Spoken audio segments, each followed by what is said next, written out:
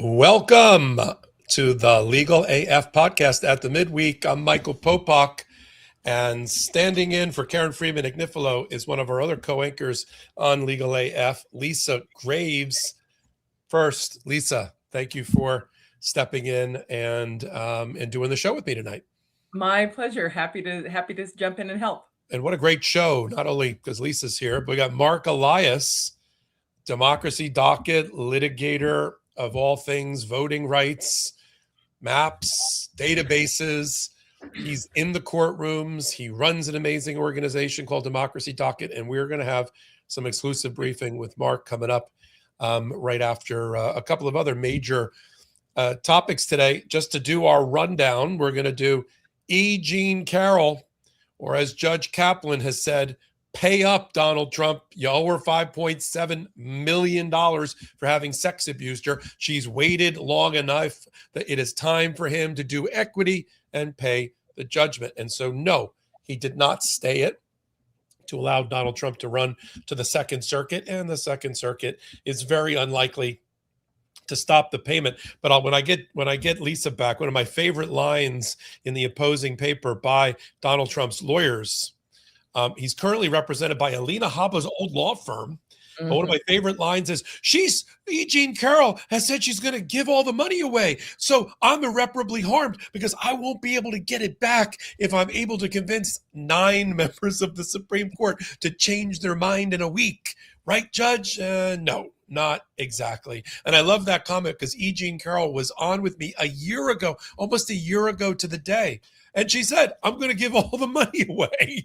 And we had a whole great discussion. E. Jean Carroll, such an amazing person. Being a sex abuse survivor of Donald Trump does not define her in the least. Kennedy Center, no, the name is not going back up on the Kennedy Center. And another bad day for Donald Trump, as even one of the Trump-appointed judges, Judge Katsas on the D.C. Federal Appellate Court, said, no, I'm not going to issue an order during the appeal to put your name back up.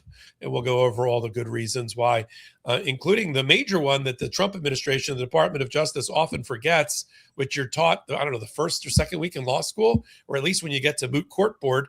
It's all about the evidence. What evidence do you have, sir? What evidence do you have in this court of law? This is not about social media posts. This is, look around. Does this look like Instagram? This is a courtroom.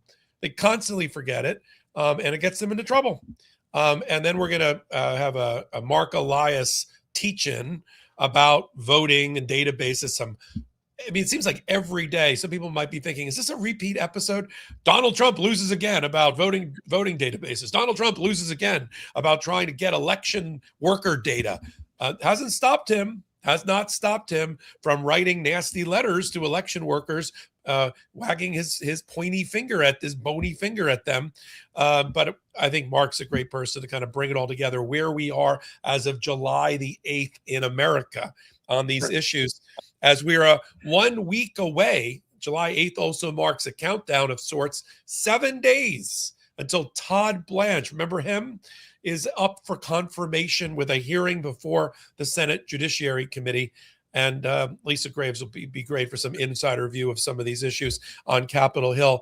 And as public interest groups and law firms all array against Todd Blanche, including former Department of Justice personnel at the highest level, former federal judges, Lisa Graves and others, having signed letters to oppose Todd Blanche. And I just had, and it'll be up tomorrow, #1 video on Legal AF YouTube. Lisa, I had the head of American Oversight. You might have bumped into her. She's amazing. Yeah, she's amazing, right? Because she was also on the House Oversight Committee and the chief counsel when Elijah Cummings headed up that committee. And you probably did you work with her? Only since she's been at American Oversight, and Fiona is fantastic. They're so lucky to have her. We'll talk about her. We have a great interview going up with her tomorrow morning. So thank you for being here. For those that don't know, Lisa served all 3 branches of government. Who can say that? Donald Trump can't even name 3 branches of government, let alone serve in them. She knows how they're supposed to operate. A constitutional scholar in her own right. There's a book jacket right above her right shoulder without precedent. If you haven't filled out your summer reading bag yet, you need, without precedent, an expose of the Roberts Court. Lisa Graves puts the Roberts Court and John Roberts through her version of an MRI. Right, like an X-ray machine, and you're going to find it. You won't want to put the book down without precedent. Let's kick it off with E. Jean Carroll. What do you say, Lisa? Well, she's an absolute hero, and it's ridiculous that the Trump team continues to try to not pay her. She's gone through so many appellate channels from this operation, the Trump operation, and it's been years now since the court found that Donald Trump sexually abused her and that he was defaming her. And so pay up already. And that's what Judge Kaplan said in that order. Pay up, no more delay. They've run to the Supreme Court. They didn't get what they wanted from the Roberts Court, and it's well overdue for them to pay her the damages that she's due. For Donald Trump not to get, just to round it out, a week or so ago, we covered it, but among the many drops and decisions by the Supreme Court, they rejected finally a petition for writ of cert to take up this particular case, which was, there were two E. Jean Carroll cases, right? We call them Carroll 1 and Carroll 2. Carroll 1 was about Donald Trump defaming her when he wasn't president. So between the presidencies, about saying she's not my type. I would sex abuse her. I don't even know who she is. She's a shakedown artist and all this other crap. That case went to trial. Lena Haba was one of the lawyers there. Donald Trump did not testify. And a 9-person jury in New York, federal jury, found that Donald Trump sexually abused E. Jean Carroll in 1996 in a dressing room of a famous department store about a block from Trump Tower. Okay. That's this case. And now with interest, it's now up to almost $5.8 million. Trump posted a cash bond out of pocket, deposited in the court registry under the auspices of one Judge Lewis Kaplan, pursuant to a stipulated order. And what the judge said is, you want to take your appeal, post your bond. So if you lose, she doesn't have to chase after you. And you can take your appeal until they're exhausted. And we're all exhausted. I'm sure Egypt Carroll is too. But he finally exhausted his appeal because after 13 conferences from February in which none of the judges, there weren't 4 votes to take up this petition, let alone 5 votes to get into the weeds about whether certain evidence of past sexual misconduct should come in or not come in.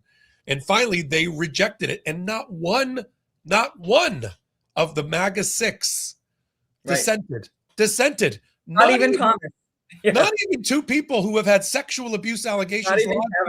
Kavanaugh and Thomas. So when you can't get Kavanaugh and Thomas on your side, so that happened.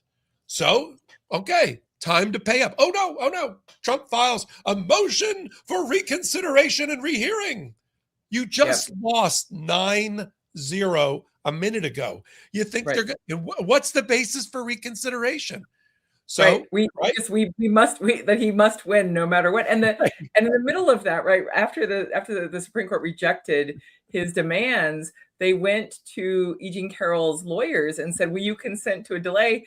And they wrote back, I think, basically a 1-sentence reply. We do not consent, which is both accurate in terms of this particular posture. And, the fundamental issue in this case was that she did not consent to his treatment of her, his sexual abuse of her. And so the fact that they're still playing these games, like you said, Michael, trying to get the federal district court to delay it further so that they can run to the Second Circuit, this is just more dilatory tactics by Trump, refusing to own up, refusing to pay what she's due. And, enough already. Yeah. And she has a second judgment that we're not even going to talk about yet tonight, except to tell you that with interest, it's now up to $90 million. He had to post a surety bond for that through a company. That's still posted. He's still trying to delay paying her on the $90 million, which had to do when he defamed her while he was president. Another jury, after he testified and walked out on closing argument in front of Robbie Kaplan, the lawyer for E. Jean Carroll, which was not a great look for the jury or for Donald Trump. they came back and said, great, I'm glad you testified. It's now $83 million, now up to $90 million for defamation and punitive damages. She's still running that to ground through various levels of appeal. But we have hot off the presses, Judge Kaplan. We got the order earlier today, which I did a hot take on YouTube.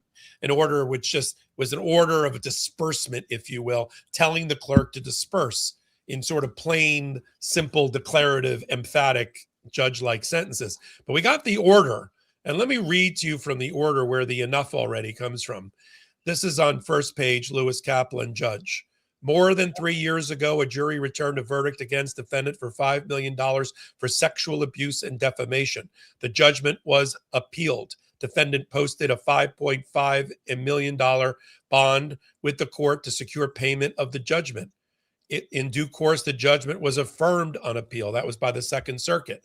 The Court of Appeals for the Second Circuit denied hearing the case en banc, meaning he needed a majority of all of the judges to toss the 3-judge panel ruling, and he didn't get that. On June 29th, 2026, just a few days ago, the Supreme Court denied without dissent defendant's petition for writ of cert. He now has moved for plaintiff has now moved for disbursement. Defendant resisted, contending that payment must, or in any event should, be stayed against the possibility that the Supreme Court might change its mind and grant certiorari. Having considered defendant's arguments, the court, by separate order, has directed that the money owed to plaintiff be dispersed to plaintiff. Defendants rely heavily on the claim that he has filed a petition for rehearing with respect to the petition for cert. It is wrong, in his view, to treat the Supreme Court's denial of cert as the last word. I'm sorry, is there another court above the Supreme Court? That is so, he says, because you have to get a final denial of a petition for cert, and although final does not appear anywhere in the order. He then says, over to the enough is enough section, he says on the back of the last page of the order, page 6, finally, disbursement of funds would not cause defendants irreparable harm. It is highly unlikely, in the highly unlikely event that the Supreme Court were to grant his petition for rehearing, reverse itself and grant his previously denied cert petition, and reverse the judgment in this case, defendant could still bring suit to recover any funds that were dispersed. In other words, go get them, go sue her for them. In the last analysis, defendant has been stalling this case for years.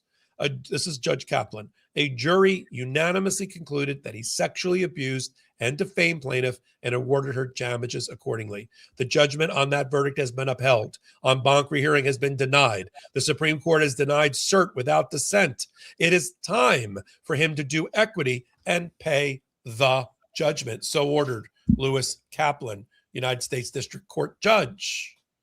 And yet, Trump still filed a motion for stay with the Second Circuit, right? Yeah. I mean, it just is, it's incredible, like what his lawyers will do for him and what he'll claim. And this notion that there's supposed to be some separate cert order that's somehow final is absurd. That's not how cert works. And his team certainly knows that that's not how it actually works. And I think that penultimate paragraph of what the judge is saying in terms of, in the event that this unlikely series of events were somehow to happen, he were somehow to be relieved of this obligation, then go get the money. Like she's been trying to get the money for years. Right. Go after her. He's held it on his side of the ledger for the last 3.5 years. Right. You know, let him chase her. If you think you have somehow in the history of, I don't even know if you know how many times in the history of the United States Supreme Court, they have granted rehearing after no dissent, 9-0 denying a petition. I know of no such example, I have to say. And, you know, I mean, that's not to say that some people haven't sought cert a number of times, but like basically you go to seek cert in this term. That's it. You don't get to go every year for the rest of your life and seek cert the next year and the year after that and the year after that. You lost. He lost. He's a loser. Can't accept that he's a loser. Yeah. And he's also a sexual abuser. sexual abuser and a loser. Yeah. And kudos to E. Jean Carroll. I tried to get Robbie Kaplan and E. Jean to come on the show. They've been on separately before, but they're kind of in the thick of it right now. Yeah. But I don't think she wanted to rock the boat until she actually gets the money on both sides. I actually wrote back to her team and I said, well, as soon as they get the money, I would love to have them on. Put on your secret decoder ring. Let me take advantage of you being on here with your Supreme Court background knowledge. Put on your secret decoder ring. How did you make out the fact that at 13 or 14 separate conferences, they couldn't find the votes to grant that petition? They finally denied the petition, which means they got votes to deny the petition, and no one dissented. Yeah. Is this a Supreme Court that's going to, is that too far even for this Supreme Court to let Donald Trump off of a civil judgment for sex abuse? Well, I was surprised that it took that long, quite frankly. And so I wondered what was happening behind the scenes. We don't know. We may never know. There might be some notes in some archive someday, decades forward, about why it was allowed to linger for so long. But I sort of wonder, part of it is, I think, the way that John Roberts plays politics, in my view, with the docket and the ordering of the docket, this idea of, pushing the most important decisions to the end of the term, having some where he's deciding in favor of Donald Trump, and then, on the rare instance, deciding against him, ruling against him. And so it's sort of packaged up. I wonder about that. But I think the point you made, Michael, is so really important to underscore, which is not a single justice dissented. And there have been a number of dissents from denials of cert over the years, and in particular with this court, this Roberts court, where there's disagreement.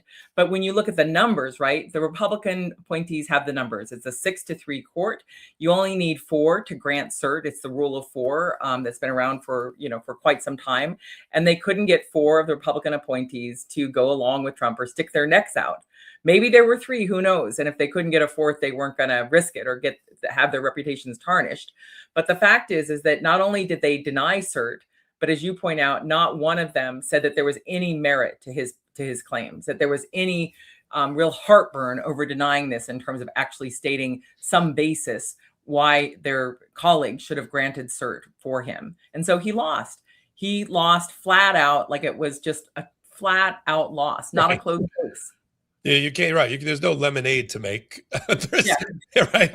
And I'm not surprised that Alito and Kavanaugh didn't want to raise the specter of their own sex abuse, which would have been mercilessly covered by Legal AF and Midas Touch and mainstream media. If Clarence Thomas dissented on a sex abuse case, you don't think you and I would be talking about Anita Hill right now?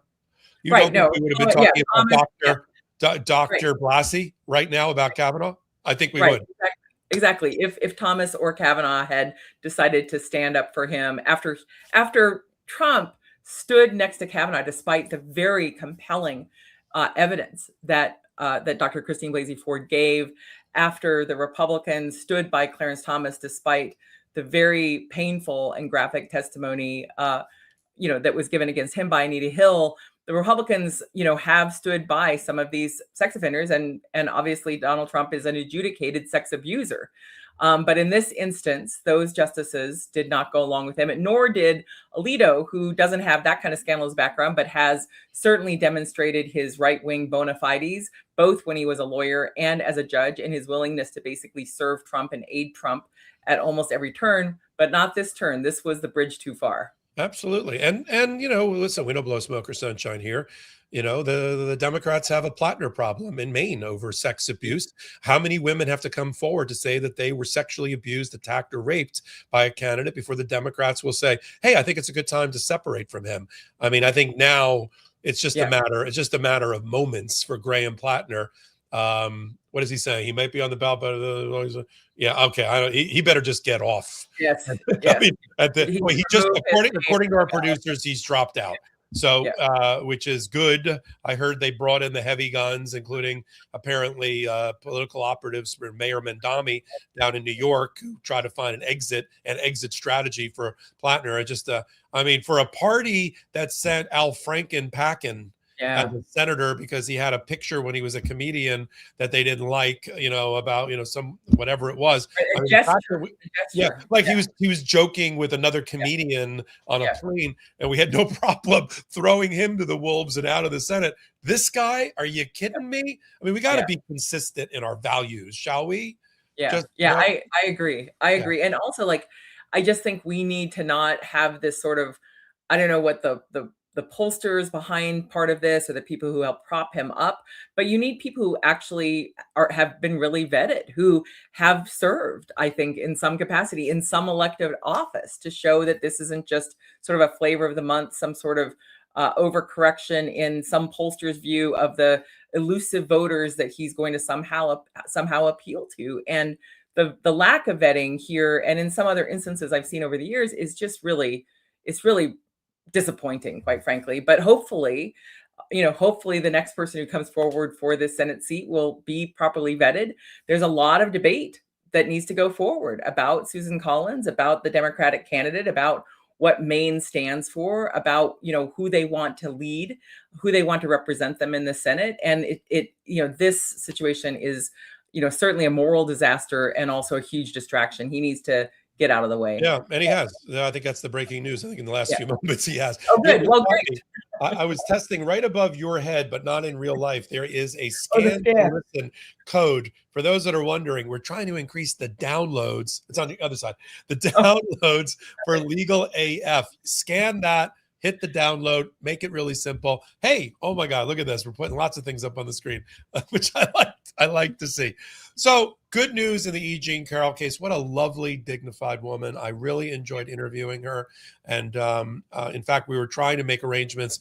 I think I might try to do it in the fall to have dinner with her and hopefully with Robbie Kaplan when I'm back in New York. So good news on that front for everybody, for all sex abusers and survivors. And I don't know what she's going to do with the money. She said she's certainly going to, she has the right to do anything she wants with it. I know Ben Mycelis joked with her once, spend a little on yourself, will you?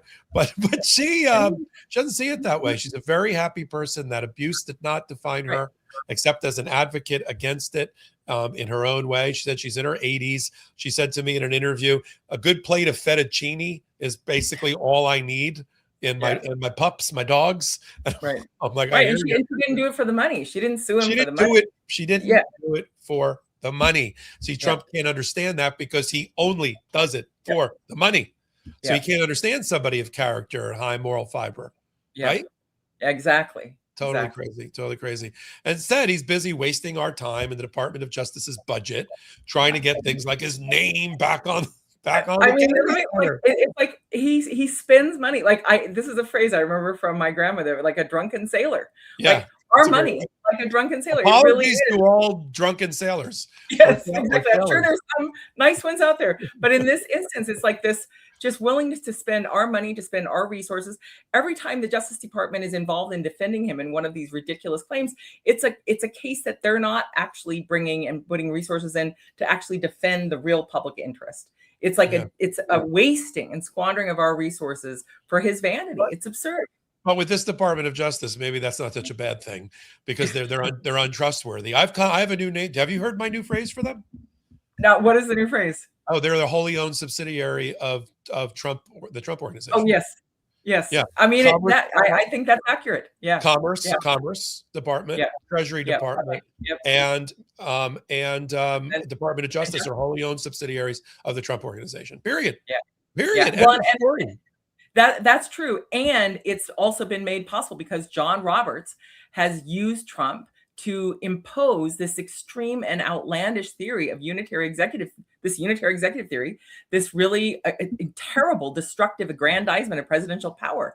And so it's not just that Trump is asserting this control. It's not just that he has these lickspittles, these sycophants who are willing to do his bidding, no matter the consequences for the rest of the American people. But you also have a Roberts court that has recreated, basically changed the law in order to advance this imperial presidency, this notion that a president can just commandeer and direct these agencies, even in ways that are in defiance of the laws passed by Congress. So, I like to make sure people understand Trump is, a terrible actor in all of this. He is trying to use the Justice Department to do his personal bidding, to advance his personal agenda, not necessarily a policy agenda, although sometimes that, but he's been aided instrumentally by a Supreme Court that is filled with right-wing operatives who are using Trump to impose their personal wish lists, like what John Roberts just did in the Slaughter case, imposing this unitary executive theory to reverse nearly more than 90 years of legal precedent about independent agencies. He's using Trump to advance his pet agenda, something that he wanted to accomplish as a lawyer, but couldn't, and is now using the court to accomplish, is using the judicial power, wielding the judicial power to accomplish something that he could not win as a lawyer in the Reagan administration. And so Trump is, doing deep damage, but he couldn't do it without the help of John Roberts. Yeah, great point, great context. Let's turn quickly to the Kennedy Center. Trump gets a terrible for him, great for us, 96-page decision by Chris Cooper a couple of weeks ago, in which the judge said on the name, permanent injunction, I don't need any more evidence. It's against the organic statute establishing the Kennedy Center as the living memorial to JFK following his assassination. You don't get to put any other name on it, including Donald Trump. As to the shutdown of the center by the board, which is under the Donald Trump's thumb, it's like a lot of the wives of Howard Lutnick and J.D. Vance's wife and everybody's wife. Yeah, exactly. As he said, I don't like the record you've established for the need to shut down the Kennedy Center and end its programming. You need to create a better record to show that you're doing something prudently. And then as to the Representative Joyce Beatty, who's the ex officio member, he reinstalled her. He said, she's a voting member. You can't change the rules midway. You can't bound and gag her, and she has a role to play. Right. Trump did, and the name's got to come down by a date certain, which they sort of did. Except the tarp is still up. Right. The white sheets are still up. So to answer a question, and people put your questions in chat tonight because we're live. Somebody asked, "What about the tarp?" Yeah, when the case is still in front of Judge Cooper on many of these issues, like some of the ones I'm going to read to you about, like another foundation, another shadow foundation that Trump sets up to try to take money and divert it away from the congressionally approved entity or foundation, much the way he did on July 4th. Yeah. There was a thing called America 250, bipartisanly created, which was supposed to fund all the activities to celebrate our 250. Yeah. Trump created a Freedom 250, a sound-alike entity run by all of his insiders and fundraisers and grifters, and they started to divert money away from Congress's allocation to their Freedom 250 that they controlled. He did it again with the Kennedy Center. Yeah. They set up the Trump Kennedy Foundation. Like, what the F is that? That's not even a thing. And why does it have any money? Why is it fundraising for the center? Why isn't the center fundraising for itself to keep the money? Right. And why is it being strangleheld by a fake created entity by Donald Trump? Right. Another front group, basically, to capture the cash. And then they come in and claim they need that cash or the Kennedy Center won't survive. Well, the Kennedy Center was surviving well before this motley crew arrived, before this board was taken over by sycophants to Trump. And, boards have duties to the institutions that they are the board overseeing. They're not supposed to have their primary duty to be whatever Trump's vanity demands. They're supposed to actually protect the money that comes in from Congress and from other donors. And in this instance, you have not just this situation where this board is basically doing whatever Trump wants, whatever he says. That's why they were installed in those roles. But then, like you point out, Michael, there's this whole other new front group that's sprung up in order to take donations and basically peel off money from what would otherwise go directly to the actual Kennedy Center nonprofit entity and quasi-governmental entity, and instead have it go into this other brand new thing that we're not going to get actual reports on, possibly for years. They can get extensions. We won't know until next year what money came in and went out this year. It's just no way to run a railroad, but it is a way to run an operation that is, basically trying to siphon money into the hands of Trump's friends in order to advance Trump's agenda. It's a way to railroad the American people. Speaking of railroads, here's what a 3-judge panel at the United States Court of Appeals in D.C., Millett and Wilkins, who were appointed by Obama at the same time, came on together, and Katsas, who was appointed by Trump. And one of the thematics here in this beginning of Legal AF is no dissents from Trumpers. In a 3-0 decision, including Katsas, here's what they ruled about the motion to stay and put the name back up while the appeal continues. Here's what they said. As to, we'll go to on page 2. Appellants allege financial harm, pardon me, to the Kennedy Center if they are not permitted to reinstate President Trump's name. To your point, Lisa, they argue that removal of President Trump's name threatens to impede the center's fundraising efforts. It will contribute to the financial decline of the center. However, they have failed to support this assertion with any specific facts or evidence. They only offer the conclusory assertions of the Kennedy Center's executive director that were made in a factually unsupported declaration. Let me translate. Let the two lawyers here translate that for you. That means it was a naked affidavit, that's what we call it, that had no factual support, no citation to a document, a record, a sworn testimony on precipient knowledge. Somebody had actual, with their 5 senses, knowledge of something, nothing to support that. And, courts are funny little things, aren't they, Lisa?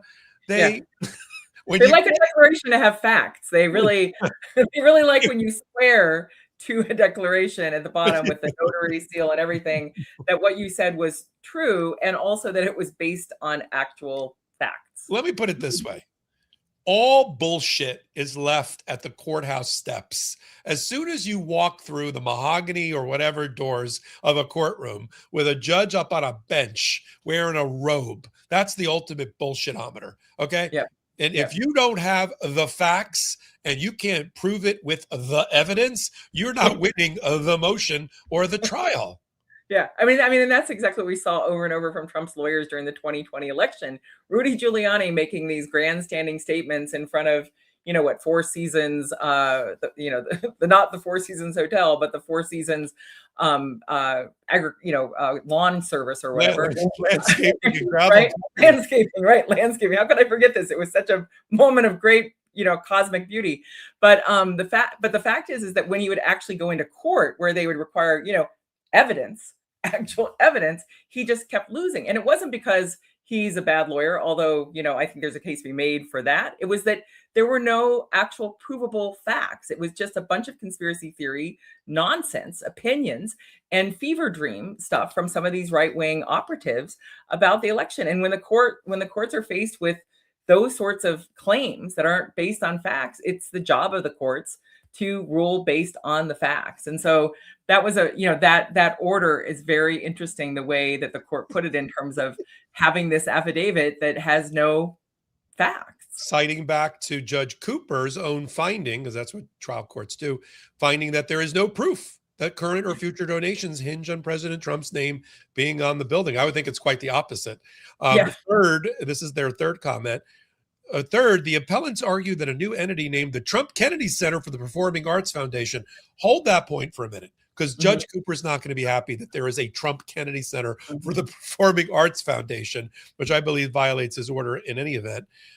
They say that they'll no longer be able to fundraise, and they got to return all the money raised because Trump's name's not on the facade. Here's a problem, though, Lisa. You've done appellate work. Appellants never raised that factual contention in the district court below, and they have no explanation for failing to do so. Therefore, a post hoc argument cannot demonstrate an abuse of discretion by the district court. In other words, if you never raised it with the district court judge, you can't accuse him of abusing of his discretion by not ruling in your favor on it. Right. I mean, that's such a, like, you wouldn't actually get a good grade in your moot court class if you actually went and said, hey, I really need to win because the lower court or the mock court basically didn't rule in my favor on an argument I didn't make. Like, it is absurd to make such a claim. And also, if it was such a good argument, why didn't they make it below? And even if they have some, random billionaire who's like, I'm not going to give money if Trump's name isn't on it, so what? That doesn't actually mean that this setup is legitimate, given the actual original documents creating the Kennedy Center. Just because he may have some billionaires, like, theoretically, if there's evidence to support this, it doesn't actually make the case that needs to be made, because there's no reason for Trump's name to be part of it in the first place. And in fact, it's legally inappropriate and I think unlawful, the way the courts have ruled that it's unlawful for his name to be attached. And aside from that, I'll just say in my personal view or my personal capacity, it's immoral and grotesque for a living, sitting president to try to attach his name to the memorial to an American president who was assassinated. It is just plain wrong. Well, why doesn't he, on that point, that's so well put. Why doesn't he just attach why isn't it the tomb of the unknown soldier and Donald Trump? Yeah. Why don't we just put it on there? The eternal flame. Right. Grant's tomb and Donald Trump. Grant's tomb and a Trump hotel. Yeah. Well, Statue of Liberty and Donald Trump. Yeah.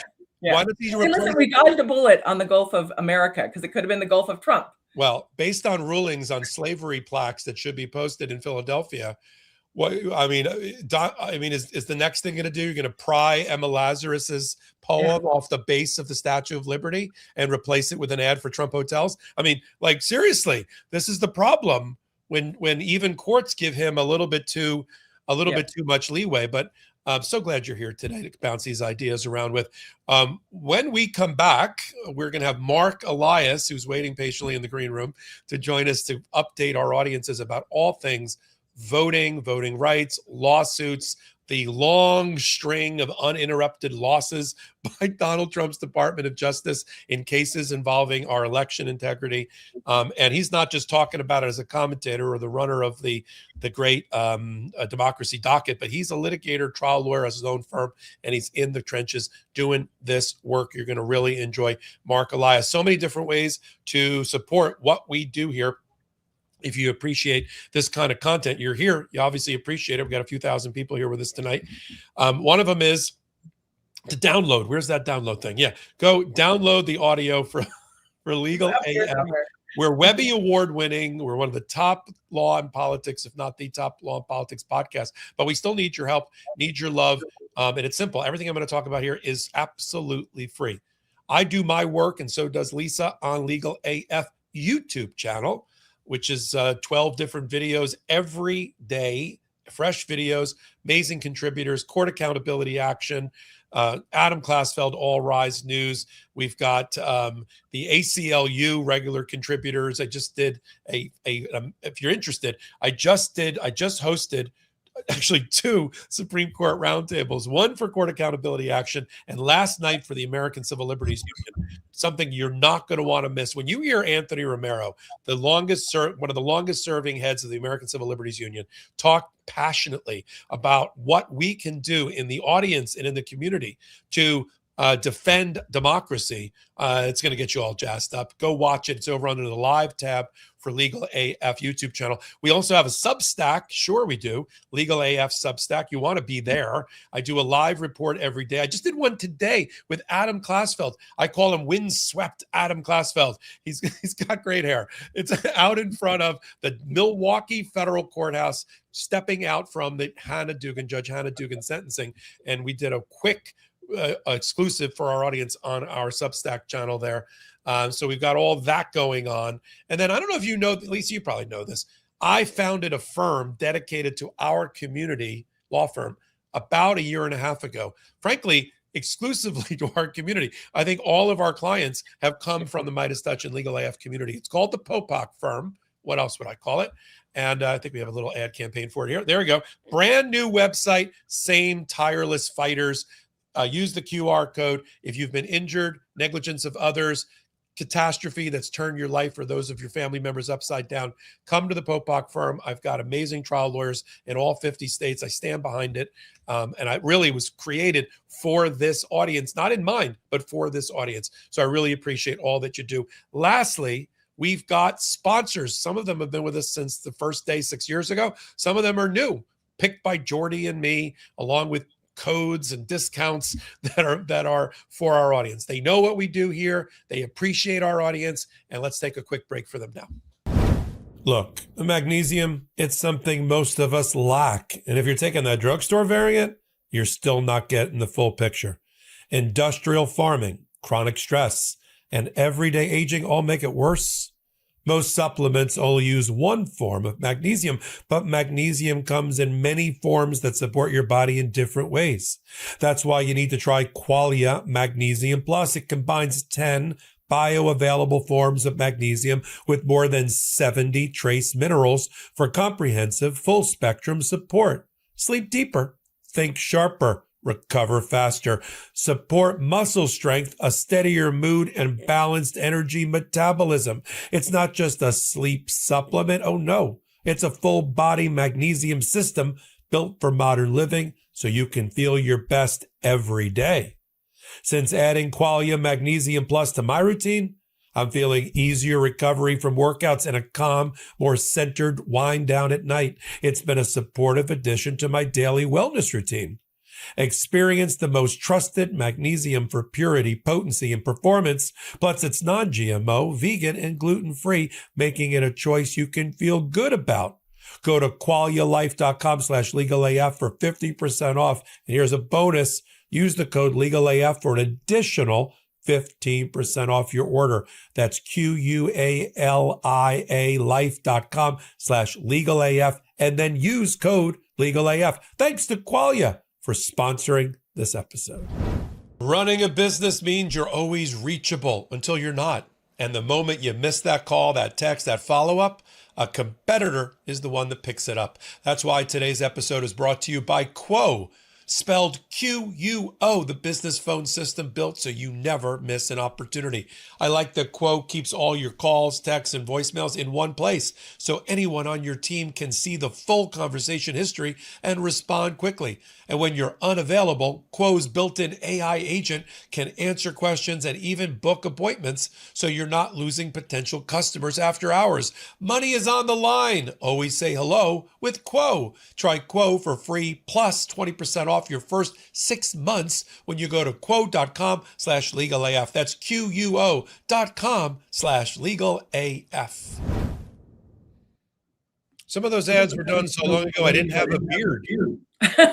They were great. They were great. And I just want to say, I am a former lobbyist for the ACLU from way back when. And I remember waking up on the Wednesday after the election results in 2016. And the ACLU had a big ad that said, "We'll see you in court." And they have seen them in court. That's exactly what Anthony Romero said. He said he sat behind and He said he sat behind and 1 foot away from Trump during the oral argument on birthright citizenship, which they won. It was their lawyer, Cecilia Wong. You probably know Cecilia. She argued in the United States Supreme Court and came away with a victory. And I said, I said to him during the interview, how did it feel to be like so close to Trump? And he says, I loved every minute of it. And I let him know that we are here. We're not going anywhere. He is. And I said, Anthony, that's so, you got a 106-year-old organization like the ACLU. It's so great. And speaking of institutions, right? Sorry, Marc. Without further ado, yes, bring in Marc Elias of Democracy, not 106 years old. I know that because we went to law school together. We did. And I know I'm not. I'm so glad you're here. Thanks. You were a year ahead of me. Yeah. There's no doubt about that. I've forgotten more than you will ever forget. There's so many reasons I love having you here on Legal AF with our overlapping audiences, but this is this is like Dunkin' Donuts. It never stops. It never sleeps. Every time I do a new video about another lawsuit of Donald Trump's that has failed or been blocked by a federal judge about voter data or databases or election workers' names or something like that, as many of them you're involved with, I know people are thinking, is this a repeat? Is this a repeat episode? It's not. But this is what is required to chop down this tree. It's just chopping and stacking every day. And you're out there with your team, with your axe, doing Lord's work. Yeah. It's funny you say that because I try to describe this to people that, Donald Trump brought more than 60 cases after the 2020 election, and we beat him in court in 63 of 64 of those cases. And the thing that people don't realize about election litigation, as opposed to the other kinds of litigation, a lot of which I was listening to you just covering, is that we don't have one big showdown in a federal district court in Washington, D.C. I wish we did because, I practice in Washington, D.C. we litigate these state by state by state, and that's because states set the time, place, and manner of elections. And so there are relatively few issues that can just be sort of, dealt with in one fell swoop. It is very much like, chopping, as you say, chopping the tree and splitting the logs and stacking the wood. And, so for example, when Donald Trump wanted to get access to the voter file information in those cases that we've talked about, the Department of Justice had to file 30 separate lawsuits. Now we had to intervene in 30 separate lawsuits to oppose him. And so far he is 0-11 and we're undefeated. So like that is a good example of why these election cases really do just take a lot of time and effort, because you have to go state by state by state through all of these things. Absolutely. Let's talk about threats to election workers, because you've got these letters I know that you're covering that the president and the Department of Justice have tried to send out. But let's start with William Ray II, a Trump appointee in the Atlanta Division, Northern District of Georgia, who just issued yesterday an order in which the Department of Justice, or what he almost refers to as the carpetbagging prosecutors dropped into my district, went and argued that they needed the name, rank, and serial numbers, emails, phone numbers, and the rest for all election workers who in Fulton County, Georgia, from 2020, whoever touched or came near a ballot, they needed not them, the grand jury needed it. It was a subpoena from the grand jury. So Fulton County ran to this judge. The judge was the one assigned to it, and he quashed the subpoenas. Boy, where have I heard that before? Quashing subpoenas when Donald Trump wants to go after political enemies or try to relitigate the 2020 election. And here's what he said, Marc, and then I'll turn it over to you about what is this angle of attack on election workers and what's Trump trying to accomplish. On page 5 of his order, he says at the bottom, in these hyper-political times in which we currently live, there are sure to be some who disagree with this decision because they believe the allegations of fraud in the 2020 election and believe that light should be brought to those claims. But a couple of points are in order. First, nothing prevents a continued inquiry into those allegations by like Congress or the Department of Justice, not through the grand jury, he says, but the information sought herein, names, addresses, phone numbers, emails, is private and sensitive. Thus, everyone, whether you support the president or you do not, or whether you believe the 2020 election was fair or you believe that it was not, should be concerned about the DOJ's ability to utilize the power of the grand jury to appropriate your private information without a legitimate purpose. I read some of these decisions like this one, and it reminds me, when I was a junior associate, I was assigned to a criminal trial in Newark, New Jersey. And I got to participate in the trial, argue some motions, put on some witnesses. And in the end, it was an 8-week trial, and our client got acquitted. And the judge afterwards called us all into his chambers and gave me a copy of the judgment of acquittal saying, you're a young lawyer, and there are lawyers who go their entire careers without having get one of these. And I sometimes think, like, I could have gone my entire career without seeing a no bill in a white collar criminal case. Oh yeah, right. Which we've now seen. And for our audience, a grand jury returning a no bill, refusing to indict based on what was presented one-sidedly by the prosecutor. Right. Extremely rare, like extremely, extremely rare in federal court. And, I'd never seen it before. I won't say that I have never seen a judge quash a grand jury subpoena, but boy, there aren't a lot of judges quashing a lot of criminal grand jury subpoenas in this country.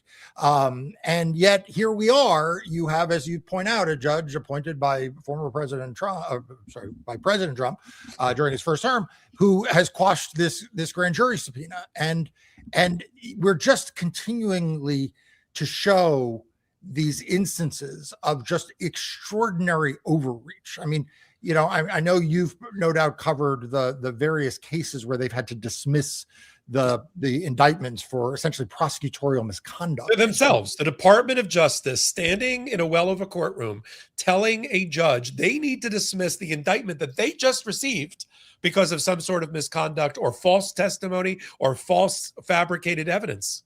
And just like never happens. But this is the Department of Justice we have right now. And so I'm glad the judge did the right thing, protected the privacy of these individuals who have done nothing wrong, who, other than being good citizens and showing civic engagement by volunteering or working for typically close to nothing on election day, not getting dragged into this. So good for the judge. But it goes to show just how far this administration will go, and that the judges are holding, in the most extreme instances, at least, preventing the administration from going too far. Talk about, for our audience, these are all the things that concern them, this is part of your bread and butter every day. Talk about the database cases that are now coming out, because I don't want them to be confused about different orders and different attempts by the Trump administration to get access to databases, not get access. Kind of give an overview, a teachable moment about these database cases. Yeah. So look, we live in a world in which big data is central to every aspect of our lives. And I will tell you, because in addition to being a voting litigator, I have been representing campaigns, Democratic presidential campaigns, House and Senate campaigns, political party committees for more than 30 years. And the lifeblood of politics are voter files. Like, if you want to turn out voters, you need a voter file. If you want to fundraise these days, use a voter file. If you want to take a poll, use a voter file. The voter file is a master list of every person registered to vote in a particular state or a particular jurisdiction. And states maintain these and are very careful in which parts of them they share with who. So in some states, there are parts of it that are public, but not all of it's public. There are parts of it they may provide to the political parties, but not all of it. And the Department of Justice has been trying to get its hands on every state's full unredacted voter file, something that is just an extraordinary step. And the federal government has no reason to have any voter file. They don't administer federal elections. So there has been this question that has been sort of lingering in the air, before you get to the legal questions, before you get to the lawsuits, lingering in the air as to why it is that that Donald Trump wants so badly to construct a national database that has all of your personal information, your social security number, your date of birth, your where you've lived, where you've moved to and from, whether you are registered as a Democrat or Republican, whether you typically vote by mail or in person, whether you skipped elections in the past, whether there's a pattern to which elections you don't vote in, right? Like, it's a wealth of information that these states have. And so hanging in the air has been this question of why it is that the Department of Justice and why it is that Donald Trump has invested so much energy for him to have access and to collect all this information. And there's really only one answer, which is that just as you use a voter file if you want to turn voters out, it is also the building block if you want to suppress voters, if you want to disenfranchise voters, if you want to purge voters, if you want to challenge voters, if you want to contest the outcome of an election. The voter file is the basic building block. And that is why the Trump administration is trying to collect all this data. It is why there are so many lawsuits to keep them from getting it and from assembling it at the national level. But I want to end on again a point that is beyond just the courts. There have been off and on discussions over the course of the last 20, 30 years about whether the federal government should have such a database. There have been arguments in favor of it. After 9/11, there were arguments about this. One of the reasons why people say it's a good idea is, for example, it would allow voter registration portability, automatic voter registration between and among states, right? So this idea has come up. Do you know who has been the biggest opponent to it? The Republican Party. Of course. It was the conservative Republicans who said, we do not want the federal government compiling a big database of all American citizens. It was the Tea Party movement that killed these efforts. The libertarian strain of the Republican Party. Absolutely. Yeah. And so we have to ask ourselves, why now? Why now are they willing to do this?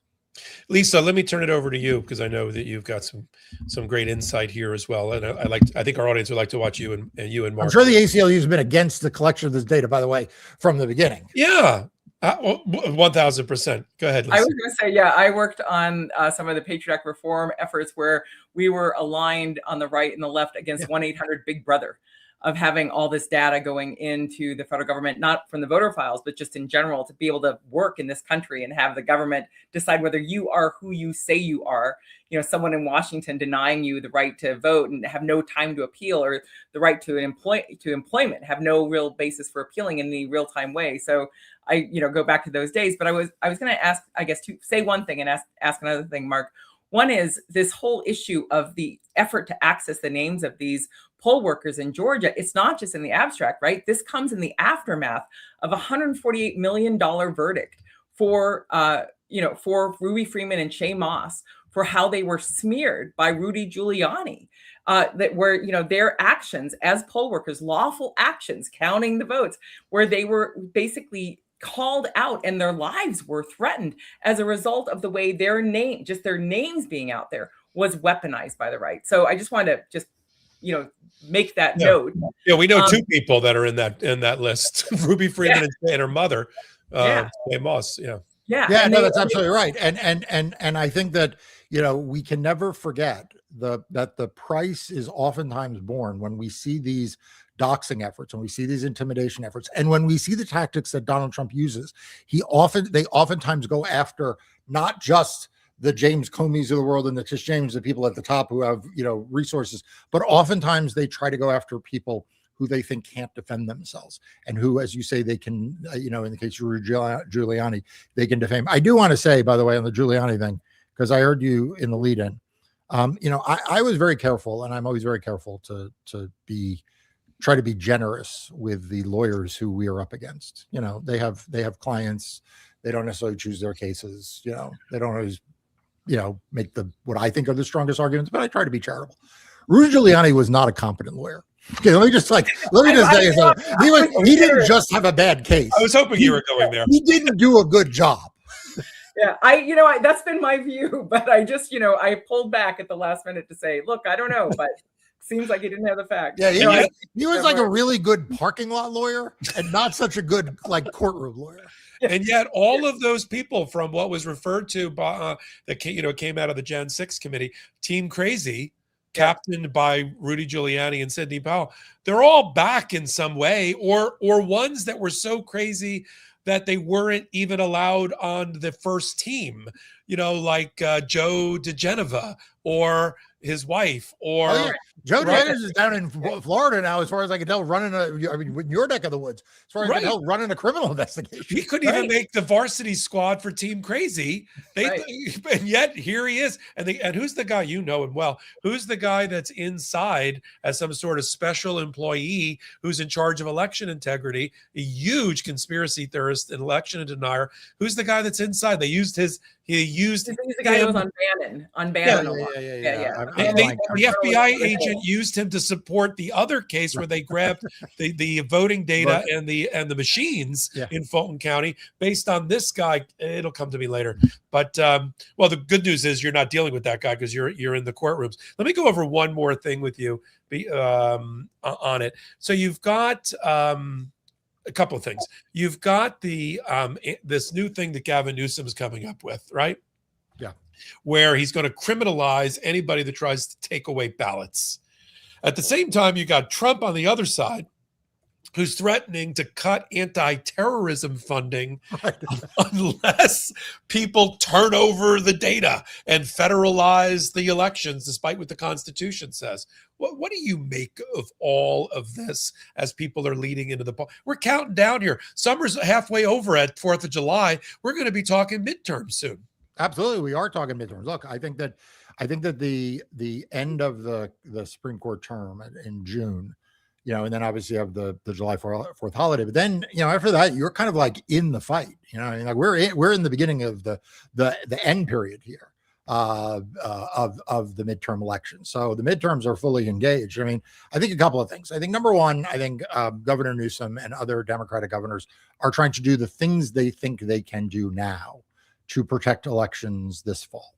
And, kudos to all of them for trying the thing that they can do, including what Gavin Newsom is doing here. They have limited tools because, after all, what they're really trying to prevent is not right-wing vigilantism, which has been a problem for years and something I've litigated against. But they're trying to prevent the people with the badges and the guns, right? The people at the Department of Justice are supposed to be the good guys are now the bad guys. And that's harder to do as a governor or through state law. But I think that the cutting off of funding, I think that what it proves is what you and I have talked about before. Donald Trump doesn't care about anything other than holding power. And so if that means exposing U.S. citizens to risk of terrorism or not having access to FEMA funds, then that's okay with him. Because the only thing he cares about is holding power. And he believes that the midterm elections are existential to his ability to do that. And he is not trying to tackle his problems in the midterms by becoming, for example, more popular on economic issues or by trying to reach across the aisle. No, he's not doing those things because he's using the levers of power to try to make it harder for people to vote who he does not want to vote and easier for people to cheat who he wants to be able to cheat. And that is something we are going to see over and over and over again between now and the final certification of elections. Now, Marc, I know, if I can tell from the chat, I know people are very, very supportive of all of your work and you personally and that of your team. I just had one of your lawyers from the Marc Elias Law Group join me to talk about some. I saw that. I didn't even know. I would have promoted it. I love it.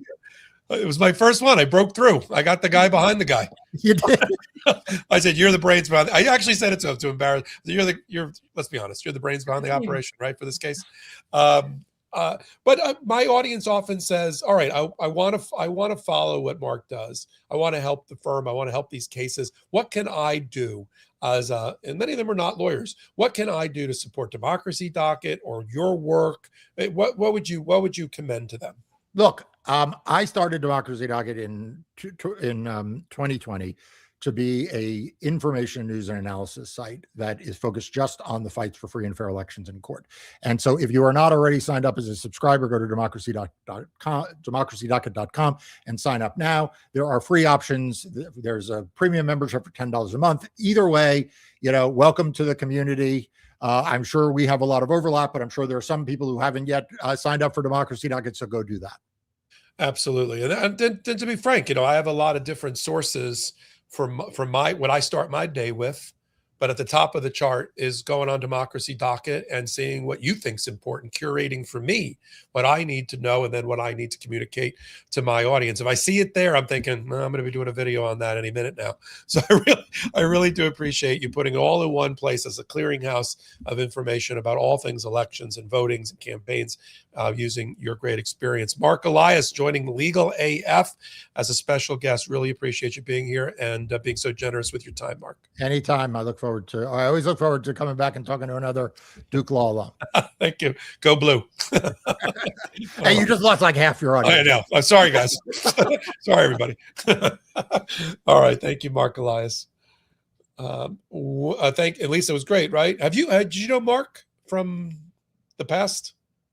We haven't met in person, but I am a big fan, and I also go to Democracy Docket to get the scoop. It is an invaluable resource, and he is a real life hero. Yeah. And by the way, a genuinely nice person. Genuinely nice person. Which goes, listen, we live in a world of not genuinely nice people. And so it's always nice. Lisa Graves. A hero and a nice person. Yes, and right. Somebody exactly. Some people say, be careful. You don't want to meet your heroes. If it's Marc Elias, you do. You won't be disappointed.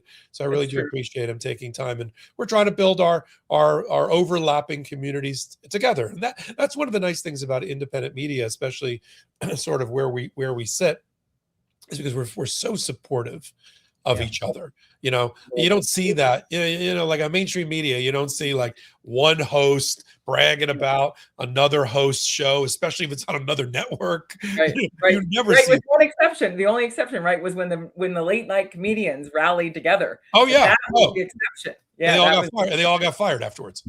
Well, There was that. Right, there was that. But no, this is a great, one of the things I think you've enjoyed in becoming a podcaster, something we'll talk about in a second, is the camaraderie, the community, the fellowship. Absolutely. And it's just so, I don't have to twist arms to get a Marc Elias to come on the show or get the ACLU to do work with us or anything else. I had a great conversation today. Fingers crossed. I don't want to. Should I jinx it? I don't want to jinx it. Don't jinx it. I'm talking to the NAACP about being regular right. collaborators with us on great. legal. I think I'm this close. I know. Please don't take. It's because I'm so overwhelmed with joy with the opportunity to do work with the NAACP. So hopefully that will definitely come true. So many different ways to support what we do. We just heard about how to support Democracy Docket. First of all, Lisa Graves, if you're loving what you're watching and hearing from her and her insightful analysis, you're going to love what she does on Monday nights at 5 p.m. Eastern time on the Legal AF YouTube channel. There it is, Monday Night Live. I took the name because, they're not using it for football anymore. Monday Night Live, Legal AF with Dina Dahl and Lisa Graves. They do a great show. It's completely live, 5 p.m. Eastern time. Join. And while you're there, join the Legal AF YouTube channel. Hey, there's an idea. We're trying to get to 2 million. We're going to get there. We're at 1. I think we're at 1.16 million, something like that, which is nothing to sneeze at, all because of you. We're honored by your generosity of spirit and of time and of commitment. And for free, just become a subscriber. The reason we asked for it, some people might be wondering, oh, well, he give it a rest. It's like PBS. When you used to watch that really great show on PBS, in the middle, they'd be like this 35-minute infomercial. You can get a coffee mug and a sweatshirt for a $35 donation. We don't even do that. All I need you to do is hit a button. Yeah. But it does help. No credit card involved, just the button. No credit card involved. You're not going to get tagged later on. So become a member there. Legal AF Substack. If you don't know what Substack is, great way to learn about it is join Legal AF. We're doing 10 different pieces of content a day, including a live that I do midday every day. Sometimes I have secret guests, guests. They're not secret to me, but I have stump Popok. Let's throw a guest on, see what happens. Adam Klasfeld joins regularly with me. I've had Scott McFarlane, our Washington bureau chief for Midas Touch, and others join. I'd like to have Lisa, because Lisa, you have a Substack too as well. So join us on Legal AF Substack. That's another great way. Hit that. Here, I'll use it right now. Go up there and take that code and do the downloads of the audio of Legal AF podcast. We still need audio download love, as they say, and all of that. So, and then we've got sponsors, and let's take a quick break for our sponsors. When we come back, we're gonna detail and catalog all the reasons why Todd Blanche is unfit to be the Attorney General of the United States. Let's go to the sponsors. Sorry. One of the best investments I've made for my health has been getting better sleep, and my Lisa mattress has made a real difference. Look, at the end of a long day, it's the place where I can actually unwind. It's supportive without feeling stiff, comfortable without sinking, and I wake up feeling more rested and ready to tackle the day. Lisa has a lineup of beautifully crafted mattresses tailored to how you sleep. So whether you're a side sleeper, back sleeper, or somewhere in between, there's an option for you. They're meticulously designed and assembled in the USA, and they back everything with free shipping, easy returns, and a 120-night sleep trial. Go to lisa.com for 30% off select mattresses, plus get an extra $50 off with promo code LEGALAF, exclusive for my listeners. That's LEESA.com, promo code LEGALAF for 30% off select mattresses and an extra $50 off.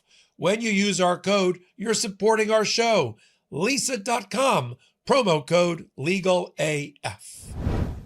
You know that airport moment when you're balancing coffee in one hand, your phone's dying in the other, and TSA suddenly needs your laptop. That's why I've been obsessed with Noble. I've been using the Belmont leather carry-on, and it's one of those bags that actually makes travel easier. It has a flip-out cup holder, a built-in charging port, and a front laptop pocket, so you're not digging through your bag while everyone waits behind you.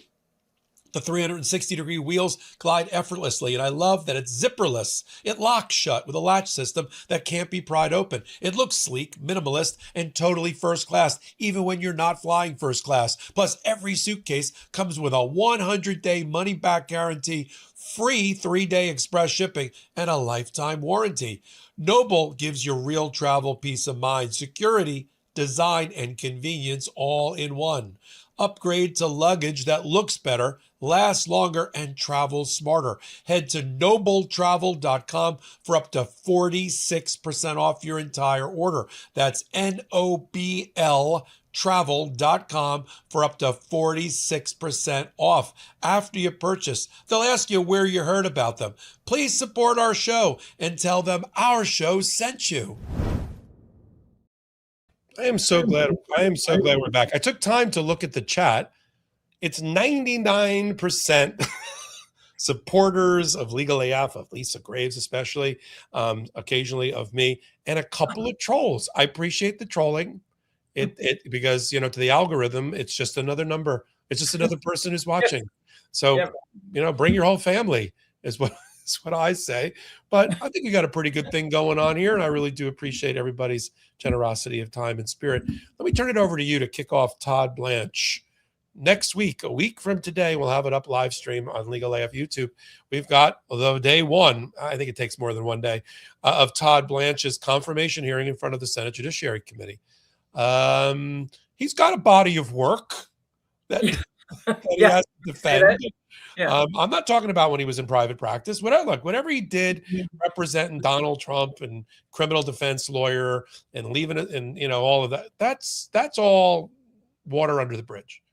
Just what he's done as the DAG, the Deputy Attorney General, and now the nominee, that's enough. If you've advised senators and congresspeople and the like, if you were to start questioning Todd Blanche, right, where would you start? Well, I do think I'd start with the January 6th situation, in part because what has happened there is just so extraordinary. You had our law enforcement offices and resources being spent to protect the interests of the American people by prosecuting people who engaged in violent attacks on January 6th. Those were legitimate prosecutions. It would have been outlandish for the Justice Department and the FBI not to prosecute those individuals who attacked Capitol Police officers, injured them, and resulted in the deaths of some of those Capitol Police ultimately. And so the idea that Todd Blanche would come in and try to dismiss any prosecutors who were involved in those prosecutions is its own just outrageous action by him. But also you have this completely absurd and outrageous settlement where Todd Blanche, agrees to create a $1.776 billion slush fund to pay more money to these individuals who Trump has pardoned. And I think personally, those pardons are illegitimate because you shouldn't be able to pardon your co-conspirators, the people who went forward and attacked the Capitol at your urging, as the indictment that Donald Trump was indicted for details, even though John Roberts tried to cut off our ability to hold Donald Trump accountable, that doesn't mean those crimes didn't happen. And so I would start with January 6th. I would also go into questions about the Epstein files and how Todd Blanche was at the center of the effort to redact the names of men who were, predators of the women and young women mentioned and girls mentioned in these files, how he presided over the redaction of the names of Donald Trump's friends. Remember, he was telling Marjorie Taylor Greene that he couldn't get the Epstein files out because some of his friends would get hurt, whoever those friends may be. But what Todd Blanche was engaged in was redacting the name of Donald Trump where possible, limiting the ability of people to see files that directly reference Donald Trump based on FBI reports from witnesses coming in, and one witness in particular coming in and making allegations about Donald Trump, his actions toward her, her allegations when she was a young person. And so you have this extraordinary conspiracy. You have Todd Blanche at the root of giving Ghislaine Maxwell a major transfer from a regular prison to a country club prison with all sorts of perks after she says out loud on tape for for Todd Blanche, that supposedly Donald Trump was always a gentleman, something we've yet to see actually in real time. But somehow we're supposed to credit Ghislaine Maxwell's claims. Ghislaine Maxwell, who is a convicted sex offender, a convicted sexual predator. Not only did she try to procure people for Jeffrey Epstein, but she herself was convicted of also abusing individuals, abusing other women. And so, these two scandals alone are extraordinary. And on top of that, you have the other part of the settlement that Todd Blanche wrote his name on, the settlement they denied to the actual court presiding over the IRS case, in which Todd Blanche wrote a statement, in essence, agreeing on behalf of the United States, purportedly, that Donald Trump, his family, his companies could not be investigated or prosecuted by the IRS or basically any other governmental agency forever. No lawyer representing the people of the United States in their right mind, no lawyer doing their ethical duty to the people of the United States would have signed off on any such agreement. And in fact, other lawyers at the Justice Department have been in the process of trying to dismiss claims involving that leak of IRS data that affected Trump and hundreds of other individuals based on the statute of limitations and other standing grounds, as well as the fact that the person who leaked the information wasn't even the US government, it was a contractor. But Todd Blanche is doing the bidding of Donald Trump. And so I think that those are the lines of questioning I would pursue. I think you did it exactly in the right order. Not shocked or surprised. I asked the head of American Oversight in my interview over that's going up tomorrow. I said, is there anything that you think Todd Blanche would not do in order to get this job? Is there anything beneath him? And she so eloquently said no. But there is just, I mean, it reminds me of that old joke. I'm sure you were told it. I was told it by a law school professor about, the joke about the scientist who has to justify using lawyers instead of lab rats. I don't know this joke. You don't know that joke? Yeah. No. So he has to come in and defend his thesis. And they say, well, we think your science is very strong. We just have a couple of questions. You use lawyers instead of lab rats for your testing. Why is that? He says, well, there's several reasons.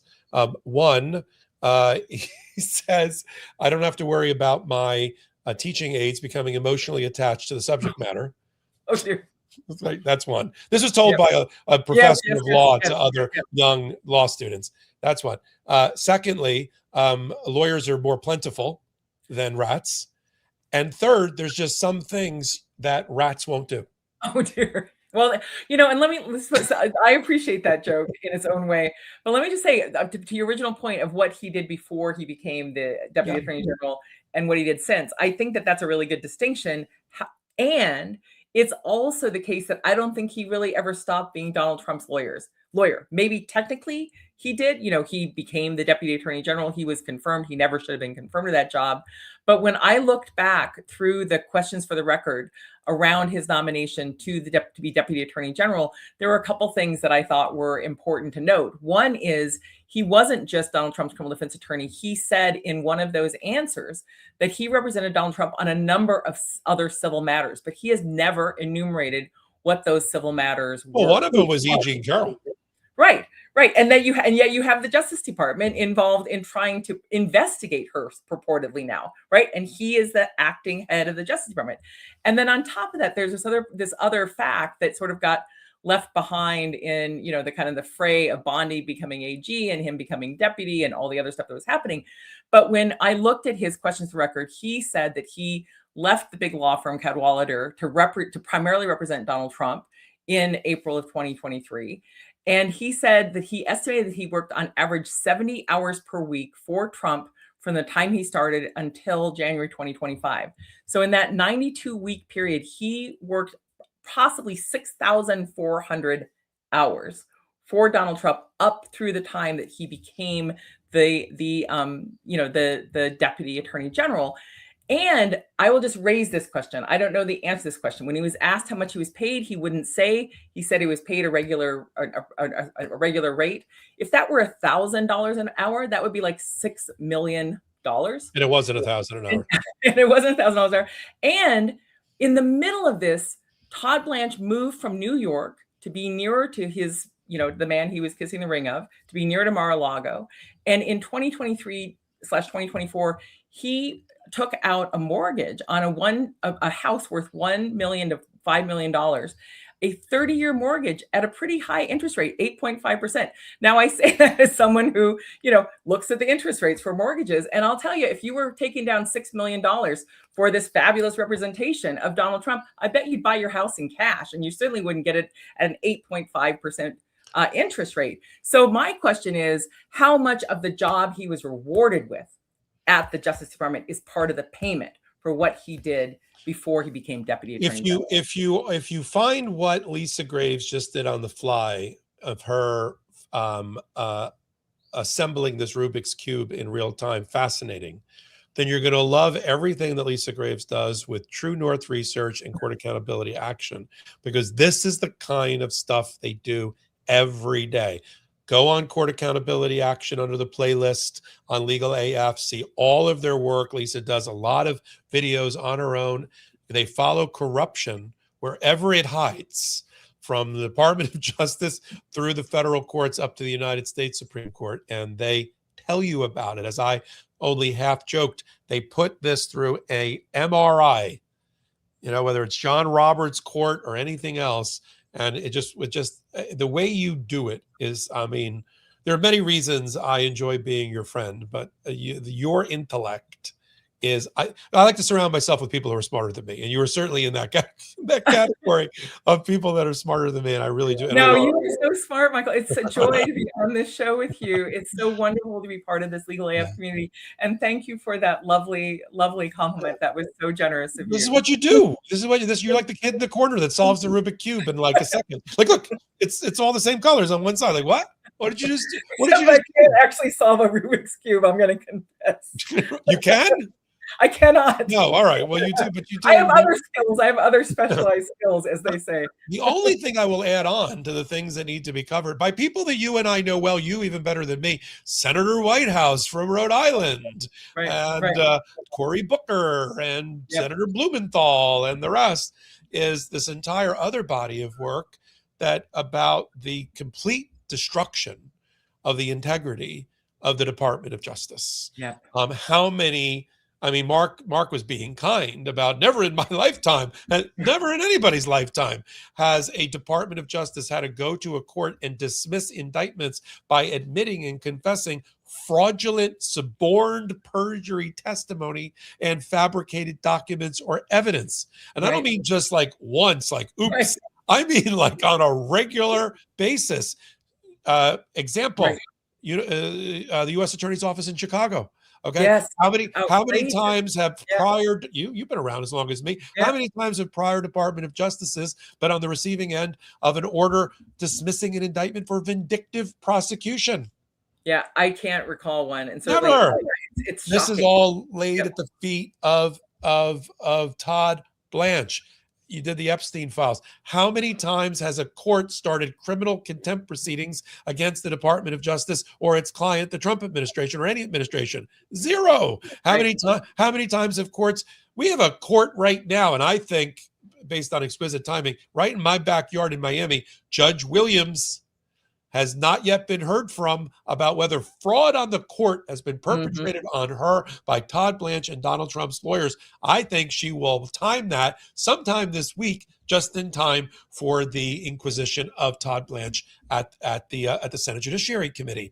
And the fact that judge after judge after judge have quashed subpoenas, finding them to be politically motivated or improper exercise of prosecutorial discretion or abuse of power, over and over and over again, all across the country, and Trump judges included. How many times did the Trump administration have to lose on writs of habeas corpus?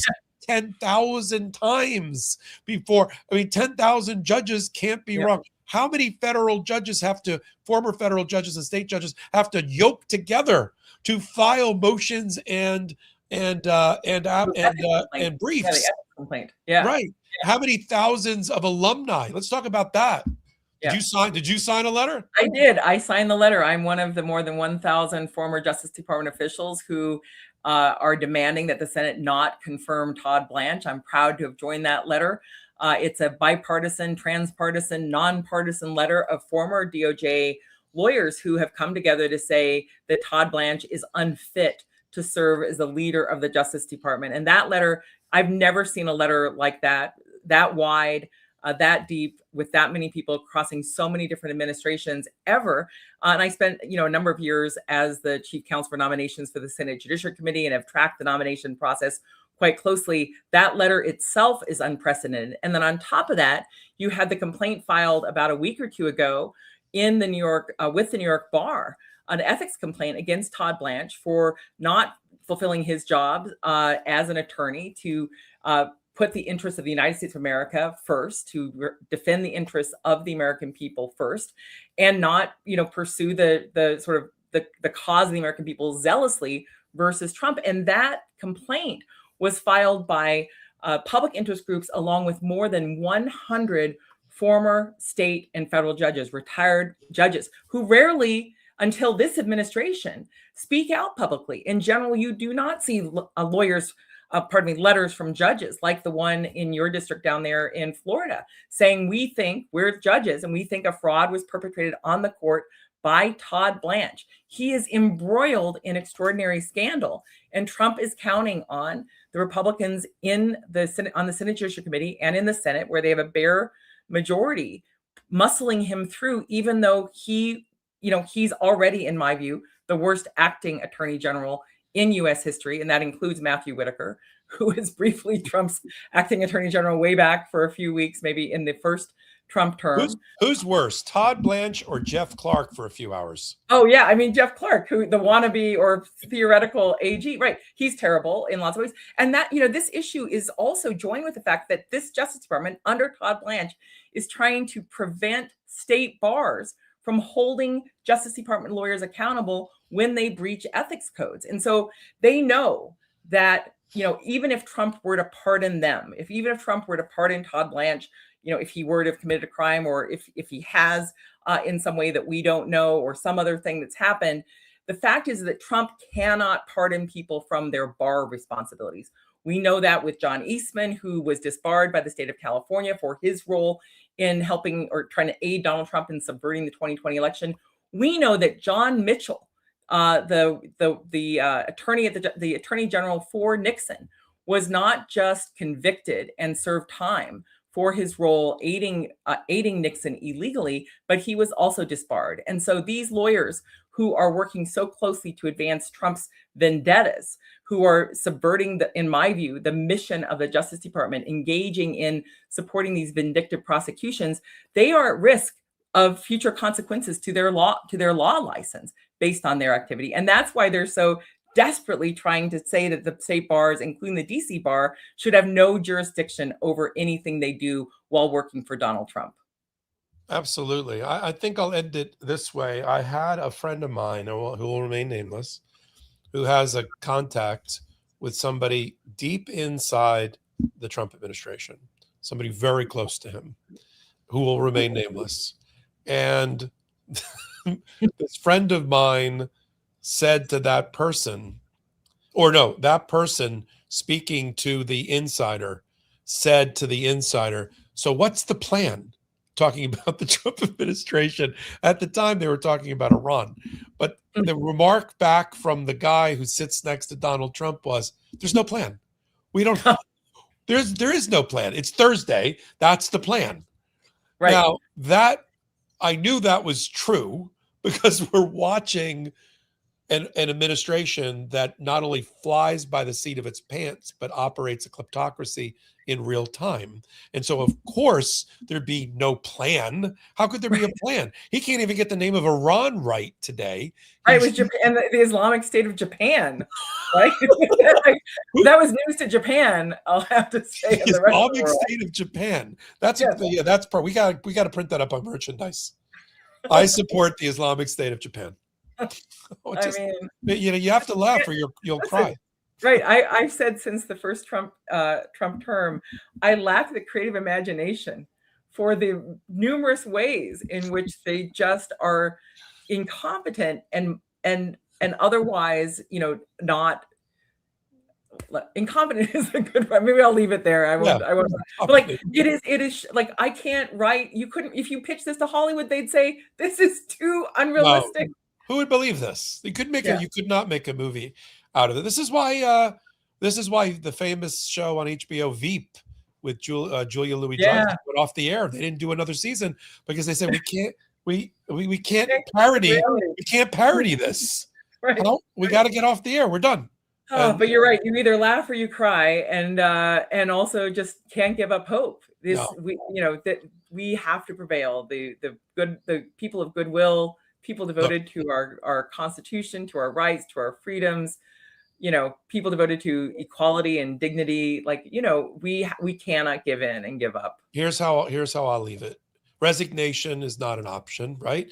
This is a participatory democracy. It's a contact sport. You can't sit out this democracy in this election like a lot of people did. Not blaming them, but a lot of people did because they just gave up hope. You have, even if it's just for one thing about the Trump administration, and I'm sure there's more, that you vote against, vote your morals, vote your ethics, vote your patriotism at the midterms, and have some confidence that people with their hands on the controls, like Marc Elias and the Elias law firm, like the 24 Democratic attorneys general, like the American Civil Liberties Union, like Democracy Forward, like Norm Eisen, like Katie Fang, who's filing her lawsuits, that these people and their law firms, Public Integrity Project, American Oversight, and many of them I brought on Court Accountability Action in your group, that there are people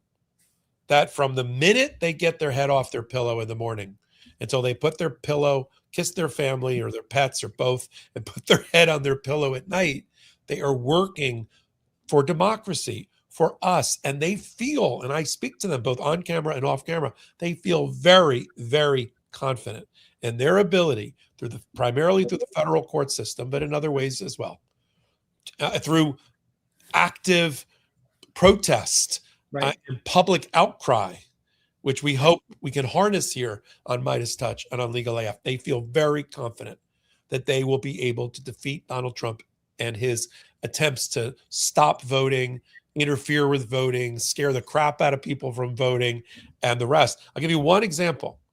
And the ACLU roundtable that I hosted yesterday, that's up on Legal AF YouTube under the live tab. The head, Deirdre Schiefling. Do you know Deirdre? I don't. So she's their. I've heard of her, but I don't. Yeah. She's their head of. She's like the public. She's the politics side, the lobbying side of the ACLU. She said that the ACLU has tabletopped 25 different disaster scenarios that they think Donald Trump could try to pull off, 25 of them, right? And they are ready for all 25 of them or any permutation of that. And that's the same thing the attorneys general, who I know from interviewing them, speak every other day together. Somebody on their staff is having joint phone calls with all of the Democratic attorneys general about how to defeat Donald Trump. So whether him screwing with the post office, screwing with mail-in ballots, screwing with election hours, early voting, and the rest. And we'll get to see, he'll get called out with a trap because early voting will be starting relatively soon. And mail-in voting will be starting. And there'll be lawsuits early on that will set the framework for future success. But I want our audience to have confidence. The number one thing these groups that I just identified need is public support. And I don't just mean financially. Sure, a lot of them could use the money and go on their websites and vote, but they need volunteers. Yep. Even if you're in a red state, they'll find a way to deploy you in a blue state, even if it's from the comfort of your own home. A lot of things are done digitally by database and by phone banking and that kind of thing. That's one. They need you. They need your time, an hour a week, 5 hours a week, whatever you can spare. That's one. But they need you to pressure your local official, your senator, your congressperson. Some people are like, what are they? If enough people do it, they bend the will of those politicians. Yep. And if you got to hit the streets, you got to hit the streets. If you got to go to town halls, you go to town halls. Whatever it is you need to do to demonstrate public outrage and outcry, these politicians are at the end politicians, and they will succumb to the pressure. And that's why we join together. How about you give a couple of tips or comments from your side about how people can be involved? What's the call to action we can end our show with? Yeah, that's right. I mean, we have to be making sure that those election officials know that we are counting on them to make sure that we can vote and have our votes counted. And we're expecting them to stand up to any thuggery or pressure from the Trump administration to try to subvert this election. And I also think, as you pointed out, Michael, there's power still in calling your members of Congress, calling senators. You may not think that they care. They don't necessarily answer your call when you call. Call the district office. Don't just call the Washington hotline. Call the district office in your state, because that member is on the phone with their state staff when they start getting calls coming in. Go to their offices if there are protests where people are standing up and saying, we demand that our votes be counted. We demand that you stand up to Donald Trump's efforts to commandeer our election or to intimidate voters. Those things count. And it still does count when people are talking to them in the social media, responding to them, going to the town halls in August, saying that we demand better, saying that we demand that these members stand up for our rights to vote. So there's a lot of activity between now, July 8th, and November, and after Election Day to ensure that our votes are counted and that the people who are elected are sworn in so that we can have a thriving and functioning democracy. So the biggest thing is don't give up. Don't give in. If you can't do something today, that's fine. Do it tomorrow and the next day and the next day, because like you said, democracy is not a spectator sport. This is a real crisis for our nation in terms of making sure that this baseline of having an election and having our votes be counted happens.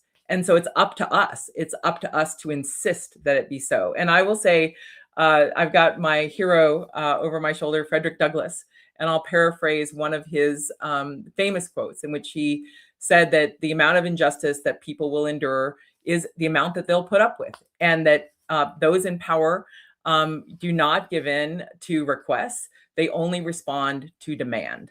So power concedes nothing without demand. And so we've got to just keep demanding. Absolutely. What a great way to end our episode. Lisa Graves, she's the co-anchor of Monday Night Live, Legal AF on the Legal AF YouTube channel. So many different ways to support what we do. What a great audience we had tonight, too, for Marc Elias to join us and make us feel better about voting rights and election rights. Subscribe to Legal AF YouTube channel. That's free. Come over to Legal AF Substack and hit the subscribe button there as well. Catch my live reports every day, along with some other great content. We've got our sponsors. We had some amazing sponsors tonight, which if you can spare it, if you have spare change in this economy, that's a great way to support what we do as well.